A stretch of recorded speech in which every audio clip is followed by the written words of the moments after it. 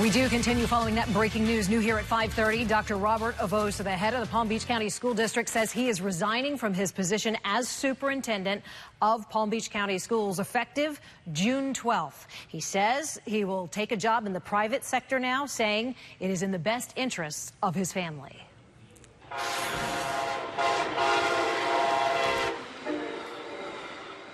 The mayor of Delray Beach says no to quiet zones. He actually wants Brightline trains to continue blowing their horns as they whip through his town. News Channel 5's Miranda Christian explains the mayor's unpopular position. That was Miranda Christian reporting for us tonight. The mayor says that eventually he thinks the city could apply for a quiet zone. Tomorrow, commissioners will discuss their safety improvements and whether they should apply for those quiet zones. Absolutely gorgeous start to the week. Sunshine out there today. Full forecast through the week and into the weekend coming up. 3 times in a span of just 1 month, we've shown you these. Vicious videos of students attacking students while others record it.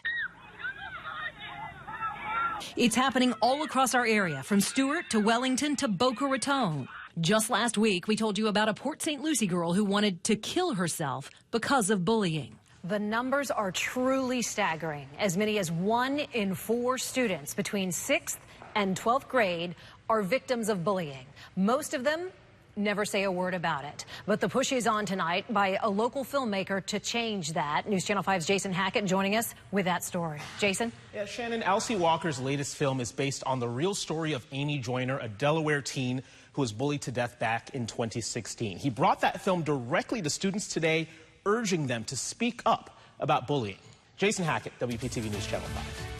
I'm Kelly Dunn at the live desk following an active hostage situation in Miami. Police put 2 schools on lockdown out of precaution. A woman said she was robbed and that about 12 people were being held hostage inside Joseph Club by management.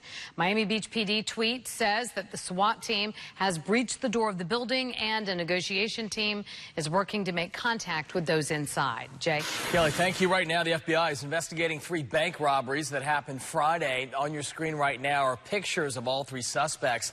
The first 2 robberies happened in Fort Lauderdale 90 minutes apart. The third was in Hialeah. The suspect in the middle here is believed to be connected to another Hialeah bank robbery in each case. The robber entered the bank and demanded cash from a teller. 2 Fort Walton Beach parents, they face several charges tonight, including fraud and child abuse for convincing their 13-year-old son that he was dying of brain cancer. It wasn't true. It was all an effort to collect fundraising donations. Now, GoFundMe says it will be issuing refunds to anybody who donated to this family. The couple is also banned from using the crowdfunding site. Super Bowl MVP Nick Foles is in the Sunshine State. He celebrated with a parade at Disney's Magic Kingdom today. Foles threw for more than 350 yards and 4 touchdowns in the win over the New England Patriots last night. And he still has one more parade to be a part of. That is the team celebration in Philadelphia on Thursday. And after that, I'm quite certain more sleep is in order for him. Maybe just a little. That's going to be quite a party in Philly for sure. Before you tackle your taxes this year, the 4 common mistakes you need to know about to get it right the first time. And curbing the opioid epidemic by changing how they handle pain. The prescription some Nevada doctors are handing out now. This is News Channel 5 at 5:30. Thanks for making WPTV your #1 most trusted news source. Right now, one Nevada hospital is tackling the opioid epidemic using a unique alternative to pain management. Instead of prescribing painkillers, doctors there are handing out prescriptions for essential oils. They're putting up diffusers, offering essential oils after surgery, and even they have soft music playing. Doctors will still prescribe pain medication if necessary. The First Lady also focusing on the opioid crisis. The President and First Lady are both in Cincinnati today.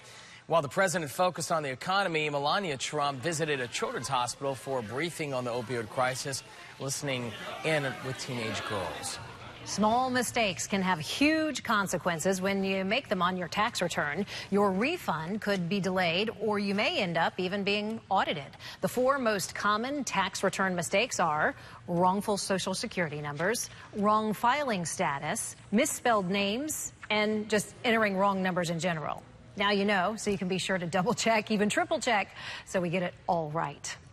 So crack open a cold one, all of you student debt holders out there. Natty Light wants to help grads pay off their student loans. The beer brand, often known as the cheap choice for college kids, is holding a contest right now to give away $1 million to help 25 lucky drinkers pay off their student debt. It was a message one man hoped the president would see what he wants done to make guardrails safer for you. And coming up tonight at 6, the very latest on the surprising resignation of the Palm Beach County School Superintendent. Rain-free and mild across South Florida. Some clouds coming in, but no rain on the radar. Not expecting any tonight. Our rain chances do bump up a little bit. I'll have your forecast through the week coming up. You may have been watching Super Bowl Sunday. An ad paid for by a grieving father aired. This after his daughter was killed, pierced by a guardrail during a tragic accident in Tennessee. The topic of guardrail safety is one the Contact 5 investigators has been following for years. Now, officials with Trinity disagree, pointing to that ruling from the U.S. Court of Appeals, the Fifth Circuit, and they claim that their product has been proven safe in a number of federal crash tests. As for that other company under scrutiny in the Super Bowl ad, officials with the Lindsay Corporation have not returned our phone calls. We have learned, though, that 10 states across the country have removed the Lindsay product from their roadways. Florida is not one of them. I'm Kelly Dunn at the live desk with a warning from police across the country, including from the Polk County Sheriff's Office, about a Facebook post that you might have seen. It shows a sex crime involving a child. Many people have shared it, hoping to get some justice, but police are asking you, and sheriff's deputies are asking you, don't share it.